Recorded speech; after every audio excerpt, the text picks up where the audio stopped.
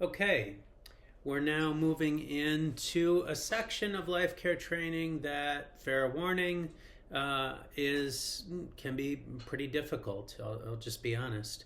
In 12-step recovery programs, this is I mentioned before when we were doing the personal history journal that it was kind of like the inventory process in a 12-step recovery program, and that's kind of the first wave of people who tend to drop out of the 12-step program in like a step study environment. This is the second wave of people who tend to drop out, because it's one thing to list the people who've hurt you and the people that you've hurt, and then to share that with a sponsor, which is known as a fifth step. The thing about sharing it with a sponsor is you know that they're on your side, you know that they're for you, you know that they've been where you've been, and so there's a high degree of likelihood that they're not going to judge you, they're not going to condemn you, they're not going to say or do anything hurtful. They're going to listen, they're going to understand, they're going to have some empathy. When it comes to later in the program, you have to actually be willing to forgive the people that have harmed you and become willing to make amends to the people that you've harmed. And that can be very challenging.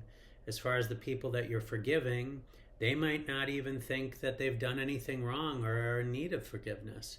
And as far as the people that you're making amends to, they may not want to receive your amends. They may be very hurt by you. They may not even want to talk to you.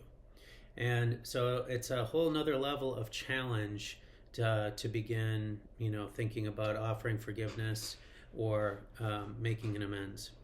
And so that is the section that we're now into, because as it turns out, relationships are very important, not just to our relational health, but even to our physical health. There's a fair bit of research suggesting that people with healthy relationships wind up being physically healthier, even into their 80s and beyond. And so there's really no downside to forgiving others, to making amends, and to maintaining relationships, provided that it's done in a safe way with proper boundaries, proper limits where there needs to be boundaries and limits.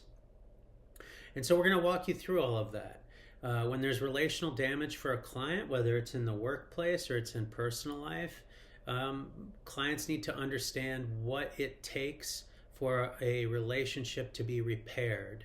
Even within a marriage, repair attempts for breaches in relationship are extremely important when it comes to happy, healthy, long-term marriages. There's lots of breaches in relationship that happen in a marriage, and knowing how to repair them is essential in allowing for the marriage to continue.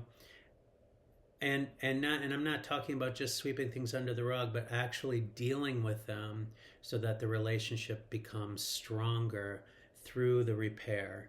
Kind of like a broken bone that mends itself and is stronger in the place that was broken than it was before the break. So that's what we're going to be working with in this section. And when it comes to forgiveness and amends and reconciliation, it's important to note that this is something that both parties have to work on. The person who's been offended needs to be willing to forgive. The person who has done the offense needs to be willing to make amends. And if you have both of those successfully happening, then you have reconciliation.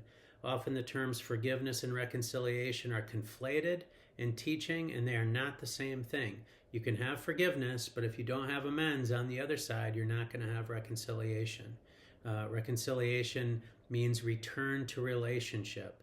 It's kind of like reconciling a checkbook. It's like your bank statement says this, your checkbook says this. Back in the days when people reconciled checkbooks, or when they even had checkbooks, not many people have that anymore, but back in the day, you would look at your monthly bank statement, and then you would look at what you've written in your checkbook as far as what you personally entered, or what you spent and what you had left, and the numbers needed to match.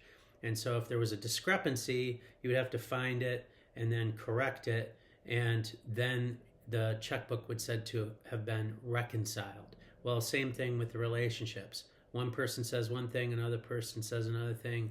You have to make those things match at some point, or at least get a lot closer together, or at least to be able to understand one another in order for the relationship to be reconciled. And that's what forgiveness and amends helps you to do. So that's what we're going to be covering. We'll start with forgiveness, then we'll move to amends, and then we'll discuss reconciliation, and then some options for reconciliation when there's either not forgiveness or not amends, and a few other variations. So that's what lies ahead. I will see you in the next video to talk about forgiveness.